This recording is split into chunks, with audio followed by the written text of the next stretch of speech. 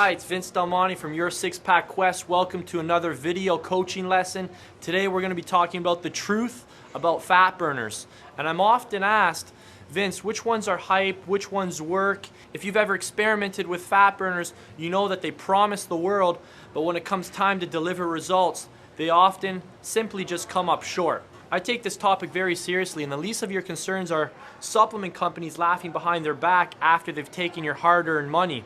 There's much more at stake here, and that's what I want to talk about. Most fat-burning products are sold under the counter under a variety of names, from fat burners, from thermal formulas, metabolic boosters, reducing agents. This one here, this one's called the 24-hour fat burning system. And the fat burners that do work contain drugs such as ephedrine and caffeine, which are both very, very powerful stimulants. And yes, they are drugs. However, what supplement manufacturers do is they take the herbal forms of those. For example, caffeine comes from a plant called guarana, and ephedrine comes from a plant called mehung, and they put it into their products so they can market it as natural and they can market it as herbal. If you want me to drop some names, some of the popular fat burners on the market today, Lipo 6, Hot Rocks, Syntrax, Hydroxycut, all use forms of mehung, guarana, ephedrine, caffeine, and these are the ones you want to be aware of. I could go on all day. The list will never stop. Fat burners are here to stay. Let's learn a little more about them. The reality is that fat burners will work in the short term, but they're not going to work in the long term. And that's why most people only experience short-term success, because they're thinking of short-term solutions. Fat burners can increase your metabolism up to 10% per day, which is very effective when you're on a low caloric diet. When you're at the lowest of calories, you're putting out the most energy through exercise, and you're taking in the least calories your body can possibly consume through diet. That's when a fat burner can be considered, because it will boost at 10% and help you burn those last few pounds of fat off. For all other cases, it's very, very unnecessary. Fat burners also have a diuretic effect, which leads to water loss and also suppresses your appetite by manipulating your brain neurotransmitters. They'll also increase your heart rate. That's why when you start taking one, you'll notice that you start sweating sooner in your workout. They also can cause headaches, and they can also cause tremors and some of the more intermediate side effects. On the extreme end, the reality is that fat burners can cause strokes and they can cause deaths. I'm comfortable in saying that, this doesn't happen every day, but with people who have high blood pressure, have heart conditions, I highly recommend you don't mess around with fat burners whatsoever. Consult your doctor for obvious reasons, and be aware that the extreme cases of stroke and death really only occur with those isolated individuals. But still, don't fool yourself that they do play on your heart rate and they do play on your blood pressure. So just to summarize, if you're at special risk for high blood pressure, heart conditions, don't mess with fat burners.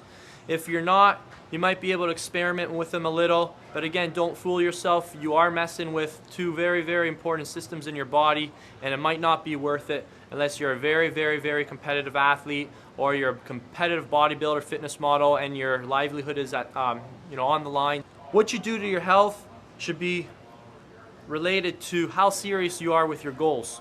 Let's consider why fat burners are so effective. The reality is that they're not going away. They're here to stay, and it's important for you to learn to discern and learn how to make wise decisions and determine whether these are for you.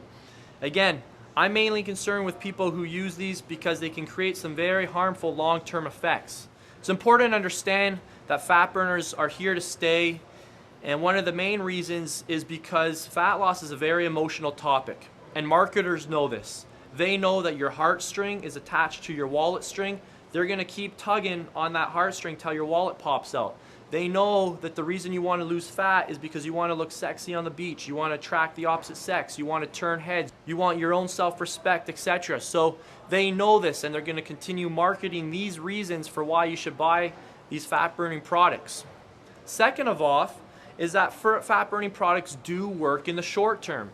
And whenever you see a short-term result, you're going to get attached to that feeling of results, and you're going to keep buying it. And the third reason why fat burning supplements are here to stay is because they are very addictive. Just like recreational drugs, when these are taken for long periods of time, your body becomes dependent on them. So when you come off of them, it creates energy loss and withdrawal symptoms, which can be very, very depressing and very frustrating, which causes you to go back onto them, which causes long-term health problems. Since this classic addiction is 100% natural, supplement companies can make a fortune. Okay, before I wrap up here, I just want to make a note that the reality is that a lot of people use fat burners. And I'm gonna admit, in the last 4 weeks of a contest, I'm gonna experiment with some ephedrine and caffeine myself. And I've done this before, and I'm gonna give you some recommendations on how to do this safely so that you don't hurt yourself. Now realize this advice is for people who are males pushing single-digit body fat, guys who are gonna get up on stage. This isn't to burn a quick 10-15 pounds of body fat because you've been slacking all winter. This is for people who are dialed into their diet programs. You've hit a 90% threshold in your training and your nutrition. This is when your metabolism's at its all-time low because of your energy output and because of your low calories. Taking some ephedrine and caffeine is going to spike your metabolism and help you burn those last few pounds of fat off. What I recommend doing is just buying 25 milligram ephedrine tablets and 200 milligram caffeine tablets, and starting off with just taking maybe 1 caffeine tablet a day before your workout and monitor that for an entire week. The next week you can take an ephedrine 25 mils with your caffeine and monitor that for an entire week. Then you can progress to 50 grams of ephedrine with your 200 milligram of caffeine and do that for your 3rd week. So you want to do it progressively. You want to listen to your body. You don't want to throw it all at your body all at once. That's what can cause some problems. There has been research that shows that there are guys who take up to 75 milligrams of ephedrine plus 200 milligrams of caffeine together up to 3 times a day for up to 6 months with no problems whatsoever. Don't bank on the fact that you might be that one case that has no problems.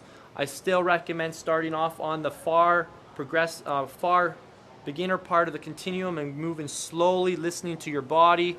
And if you're if you don't feel comfortable taking, if you're feeling too shaky, if your head's pumping too much, then that's a sign to get off of them, and your body's probably not meant to take them. With the ephedrine caffeine too, if you are going to use it, make sure you cycle it. I typically go 2 days on, 1 day off, or 3 days on, 1 day off. And there's other ways of doing it. Some guys do 2 weeks on, 2 weeks off. Again, it's something you're going to have to experiment with.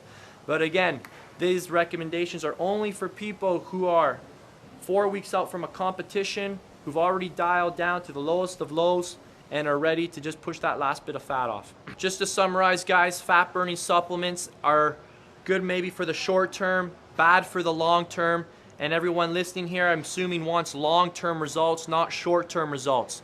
So focus on the things that make the big difference: nutrition, diet, and lifestyle, and realize that fat burning supplements are a surefire way of making lots of money for supplement companies because they can be marketed as cheap, they can be marketed as safe, and they can be marketed with a lot of emotional, hypey advertisements. And those are 3 things you want to be aware of.